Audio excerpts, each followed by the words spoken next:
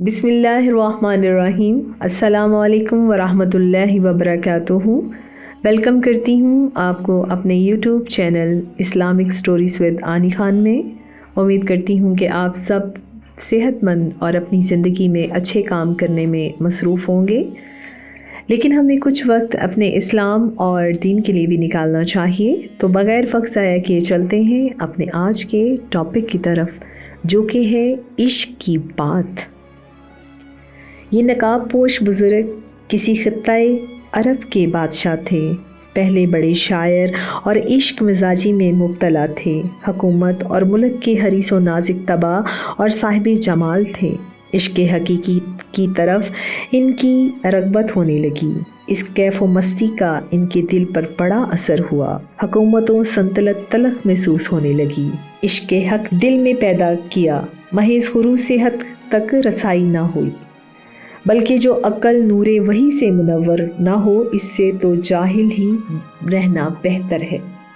بالآخر عشق حقیقی نے اس بادشاہ کو تخت و تاج سے بے نیاز کر کے آدھی رات کو جنگل کا راستہ اختیار کرنے پر مجبور کر دیا۔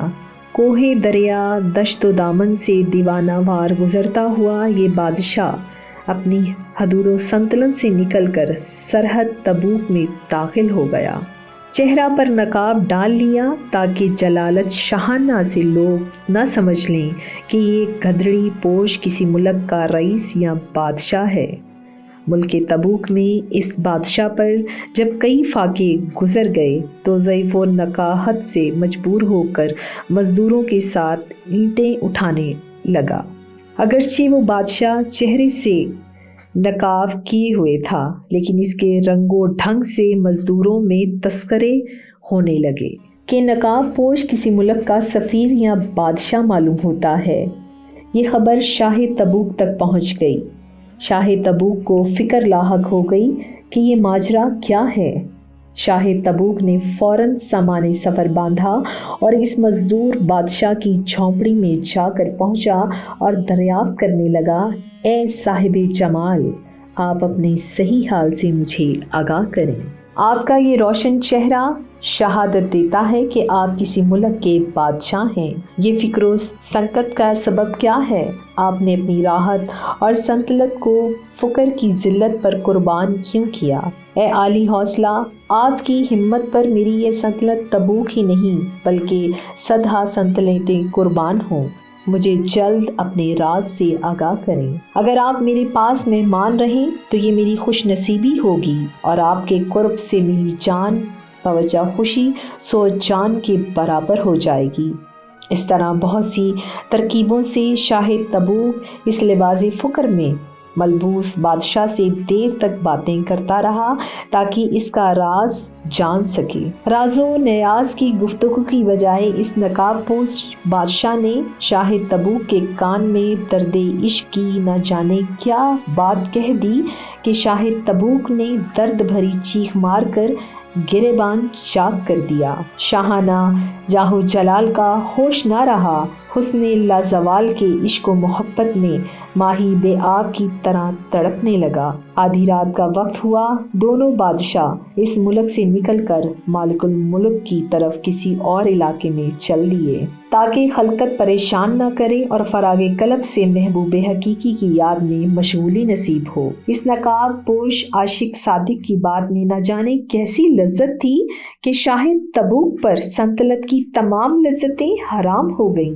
سارے عیش اس لذت کے سامنے ختم ہو گئے اور دل میں عشق الہی کا ایک دریا موجزن ٹھاٹھے مارنے لگا۔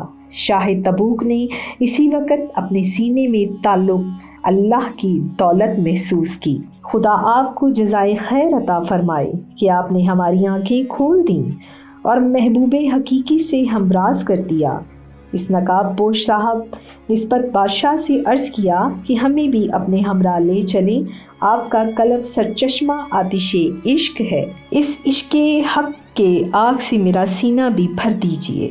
سلطنت ترک کر کے آپ کا مزدوروں کے ساتھ اینٹیں بنانا اور لباس فقر میں خستہ حال رہنا اس بات کی دلیل ہے کہ آپ باطن میں کوئی دوسری سلطنت دیکھ چکے ہیں جس کے سامنے یہ دنیا کچھ بھی نہیں۔ مولانا رومی علیہ السلام فرماتے ہیں کہ صرف ان 2 بادشاہوں کو ہی نہیں اور بھی بے شمار بادشاہوں کو عشق نے ان کے ملک اور خاندان سے جدا کر دیا۔ جب عشق خونی کمان پر چلا چڑھا لیتا ہے تو لاکھوں سر اس وقت ایک پیسے کے مول بک جاتے ہیں۔